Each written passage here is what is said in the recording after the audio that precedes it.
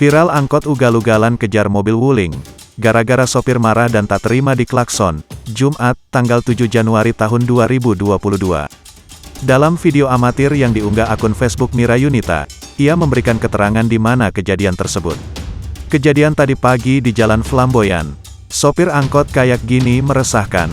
Hal ini terjadi karena mulanya angkot ini berhenti di tikungan sebelum jembatan Tanjung Selamat yang menyebabkan kemacetan, tulisannya di Facebook.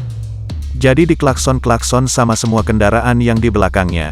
Kebetulan mobil wuling itu tepat di belakang angkot, jadilah dikejar-kejarnya mobil wuling itu, jelasnya. Dalam video tampak angkot berwarna biru bertuliskan, Bus Kota, tampak melintas ugal-ugalan. Angkot itu tampak mengejar mobil wuling berwarna hitam yang berada tepat di depannya. Sambil memegang setir, sang sopir terlihat memegang benda tumpul seperti alat pukul di tangan kanannya. Padahal kan yang klakson bukan dia, ucap pria dalam video. Nah lihat itu dipukulnya mobilnya, wuling, tambahnya. Bukannya memperhatikan keselamatan para penumpang yang berada di dalam angkot, sang sopir malah terus mengikuti egonya. Ia tetap terus mengejar mobil wuling dan seakan ingin membalaskan dendam karena tak terima diklakson.